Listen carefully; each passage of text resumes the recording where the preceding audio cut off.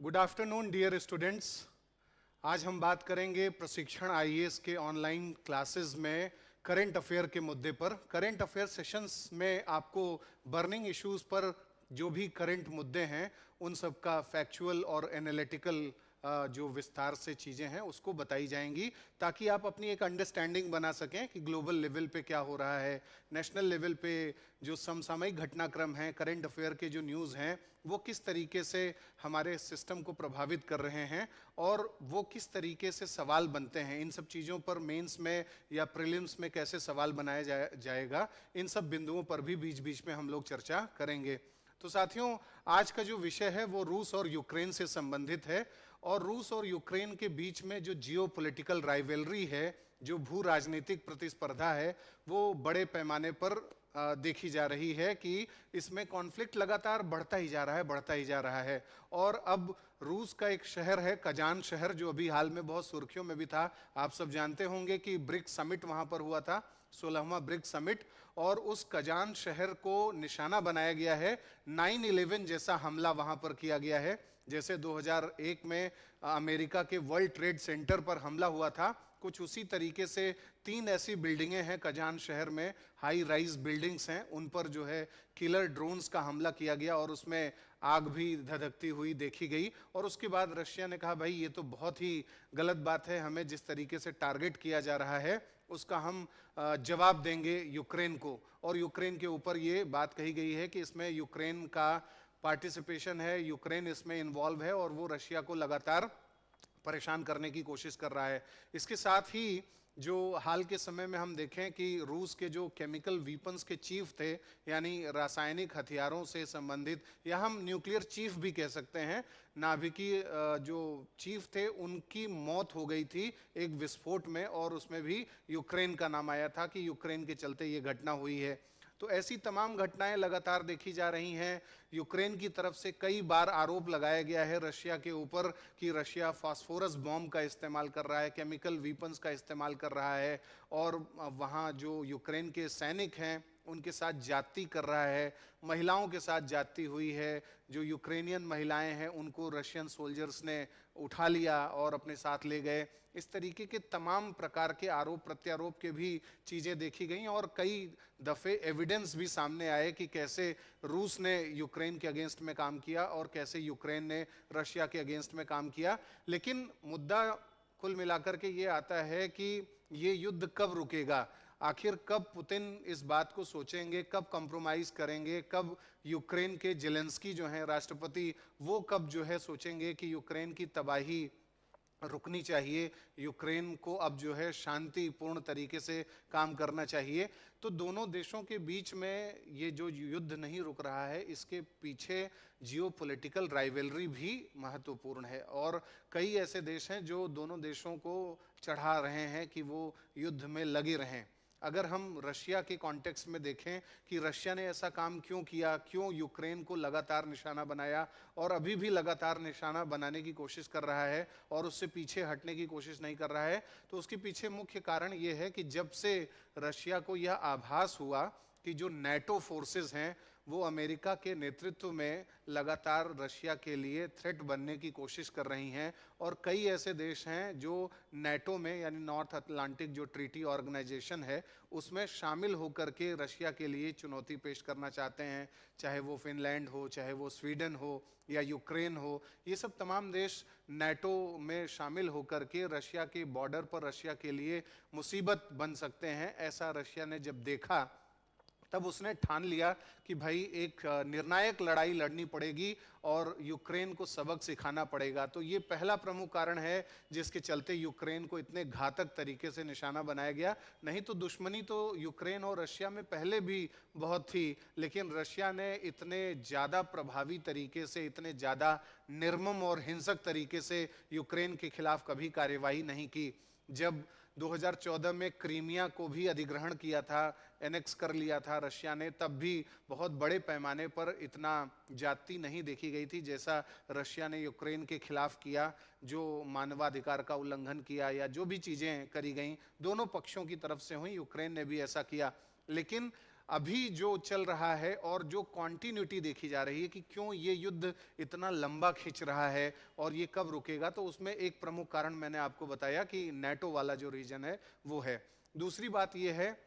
कि रशिया अपना एक जो प्रेजेंस है ब्लैक सी के पास, अजोव सी के पास, वो चाहता है कि उसका जो नेवल फ्लीट है वो बहुत स्ट्रांग तरीके से उभर करके सामने आए, और इसमें वो यूक्रेन के जो तमाम ऐसे क्षेत्र हैं, डोनबास वगैरह है, उन सब पर कंट्रोल करना चाहता है, और क्रीमिया पर भी उसने इसीलिए कंट्रोल किया। यानी कुछ ऐसे जियो स्ट्रैटेजिक इंपॉर्टेंस के प्लेसेस हैं, कुछ ऐसे स्थान हैं जिस पर रशिया कंट्रोल करना चाहता है, जहां जो मिनरल रिच भी हैं, जहां कोल बहुत ज़्यादा है, कोयला का उत्पादन वहां पर है। इन सब क्षेत्रों पर कंट्रोल करके रशिया अपनी महारत सिद्ध करना चाहता है।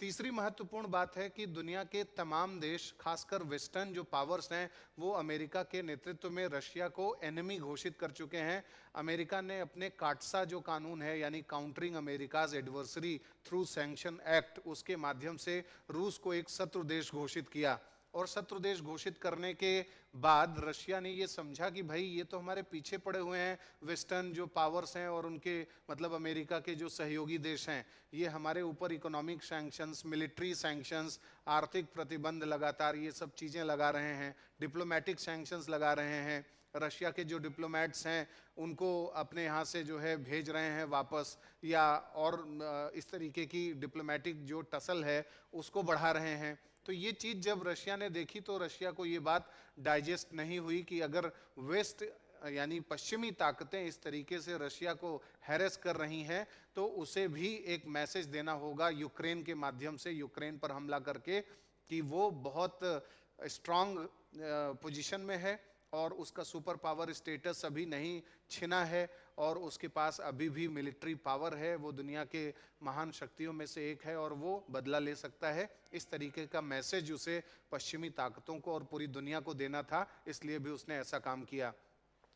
चौथी बड़ी बात यह है कि इंडो पैसिफिक स्ट्रैटेजी जब से आई और तब से Bharat, America, France, Germany, Italy, बहुत से जो देश हैं, ब्रिटेन भी शामिल है, या जितने बड़े और देश हैं, जापान, ऑस्ट्रेलिया, ये सब के बीच में, और यूरोपियन यूनियन के जो सदस्य देश हैं उनके बीच में एक सहमति बनी कि हिंद प्रशांत की सुरक्षा के लिए चाइना को काउंटर करना है। और चाइना को जिस तरीके से इन सब देशों ने काउंटर करने की कोशिश करी, और उसके क्रम में क्वाड नामक ऑर्गेनाइजेशन को और मालाबार एक्सरसाइज को, इसको मजबूती दी, तब से रशिया और चाइना दोनों का यह रुझान भी देखा गया कि क्वाड को वो एक एशियन नेटो के रूप में देखने लगे। यानी कि पश्चिमी ताकतें महासागरीय सुरक्षा के नाम पर, मैरीटाइम सिक्योरिटी के नाम पर, वो ऐसा कुछ काम करना चाहती हैं जिससे चाइना और रशिया को वो एक थ्रेट के रूप में पेश कर सकें। हिंद प्रशांत क्षेत्र की सुरक्षा के दृष्टिकोण से विशेषकर चाइना को थ्रेट के रूप में पेश कर सकें। तो जब इस तरीके की कार्यवाही देखी रशिया ने, तो उसने कहा कि भाई अगर कोई क्वाड जैसे ऑर्गेनाइजेशन को लेकर के आगे बढ़ रहा है तो हमें भी इस तरीके का कुछ मैसेज देना होगा, कुछ अपनी हैसियत, कुछ अपनी औकात को दिखाना पड़ेगा, जिससे दुनिया के समझ में आए कि चाइना या रशिया जो है इन चीज़ों से डरते नहीं हैं। और एक महत्वपूर्ण बात यह भी है कि चाहे एससीओ हो यानी संघाई कोऑपरेशन ऑर्गेनाइजेशन हो, या ब्रिक्स संगठन हो, या फिर रिक हो, RIC, रशिया, इंडिया और चाइना, या और भी कई ऐसे संगठन हैं जहां पर ये दो देश जो है साथ में हैं। जो रशिया है और चाइना है, ये एक मेजर पावर के रूप में यूनाइटेड नेशंस में भी इनका स्टेक है, और इसके साथ साथ जो रीजनल पॉलिटिक्स होती है अलग अलग रीजन्स में, खासकर सेंट्रल एशिया में, साउथ एशिया में, साउथ ईस्ट एशिया में, ईस्ट एशिया में, इन सब में भी इनका बहुत बड़ा एक पावर स्टेक है। तो उसके चलते भी ये दोनों नज़दीक रहते हैं। तो रशिया और चाइना का जो कोलैबोरेशन है, और उसके पीछे भी एक ये मनसा है कि जो मल्टीपोलर वर्ल्ड ऑर्डर बनाना है, या मल्टीपोलर एक इकोनॉमी बनानी है, अमेरिका का वर्चस्व को तोड़ना है, अमेरिका के जो सहयोगी हैं जो डॉलर को एक्सेप्ट करते हैं ग्लोबल ट्रांजैक्शन में, डॉलर का कैसे महत्व कम हो, कैसे डी डॉलराइजेशन किया जाए, और ये सब देश मतलब चाइना और रशिया जैसे देश सोचते हैं कि कैसे हम अपनी एक रीजनल करेंसी ब्रिक्स के बैनर तले डेवलप करें और उसमें व्यापार करें, न कि हम डॉलर में व्यापार करें। तो रशिया और चाइना के ये जो ओरिएंटेशंस हैं वो उन्हें नज़दीक लेकर के आते हैं, और इसके चलते रशिया अपने को थोड़ा एम्पावर्ड भी महसूस करता है कि इस मामले में हमारे साथ चाइना, यानी इकोनॉमिक मामले में चाइना भी हमारे साथ है वेस्ट को टक्कर देने में। इसलिए भी चाइना आगे बढ़कर रशिया आगे बढ़कर के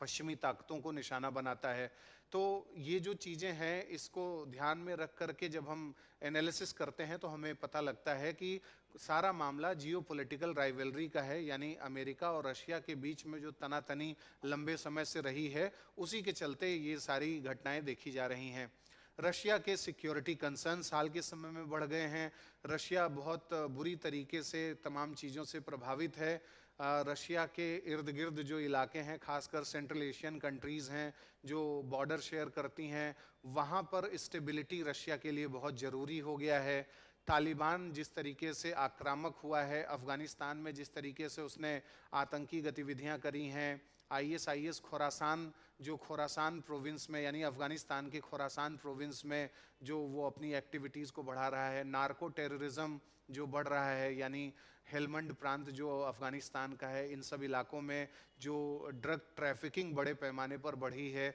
और इसका जो कनेक्शन है टेररिस्ट ग्रुप से यानी हक्कानी नेटवर्क से, तालिबान से, तहरीक तालिबान से, इन सब चीज़ों के चलते narco terrorism, fundamentalism, religious fundamentalism, धार्मिक मतान्धता, धार्मिक कट्टरता, ये सब जो तमाम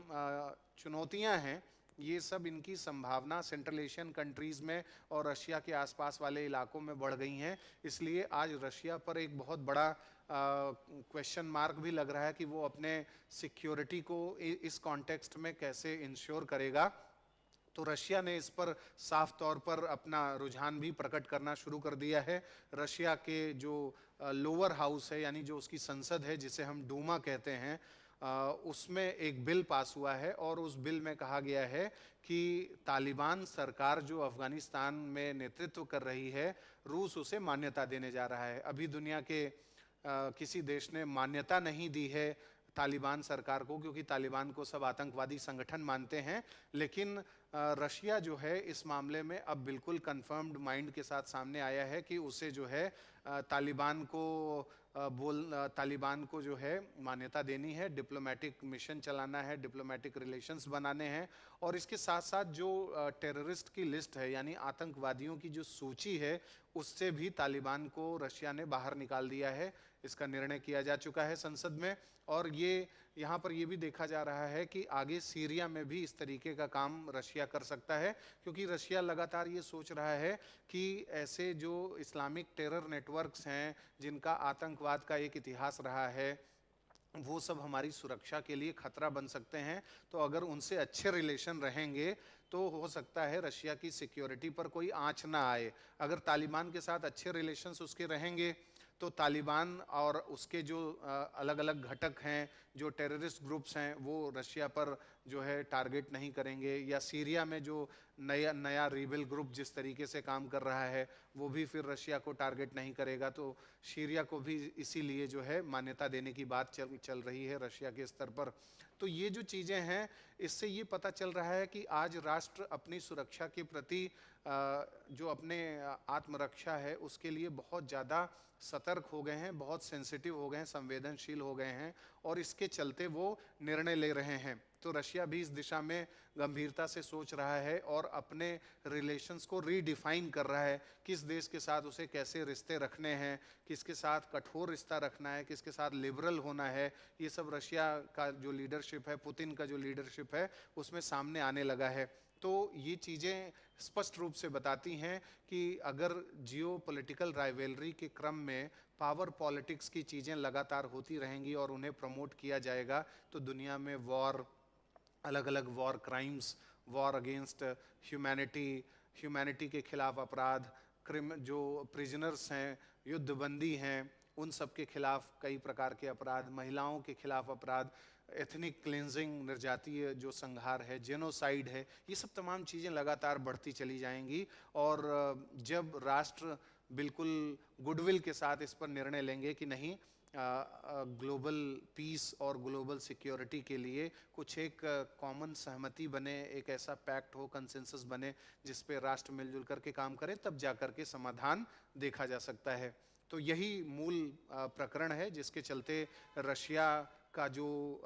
एस्पिरेशन है, जो पॉलिटिकल एस्पिरेशंस हैं ग्लोबल लेवल पे, जो रशिया के एस्पिरेशंस हैं, वो उसे पुश कर रहे हैं कि वो कैसे वेस्ट को डाउनग्रेड करे, कैसे वो ये एक मैसेज दे पाए कि उसके पास अपनी एक हैसियत है और इसीलिए रशिया इतना आक्रामक रूप से काम कर रहा है। तो आज के लिए इतना ही। आज के मुद्दे पर ये सब विश्लेषण और ये सब आयाम आप इस पर मंथन करें। अगले कार्यक्रम में फिर से मिलेंगे किसी नए ग्लोबल बर्निंग इशू या किसी नेशनल इकोनॉमिक इशू पर या कल्चरल इशू पर जो हमारे समाज को, हमारे राष्ट्र को या अंतर्राष्ट्रीय व्यवस्था को प्रभावित कर रहा होगा। नमस्कार।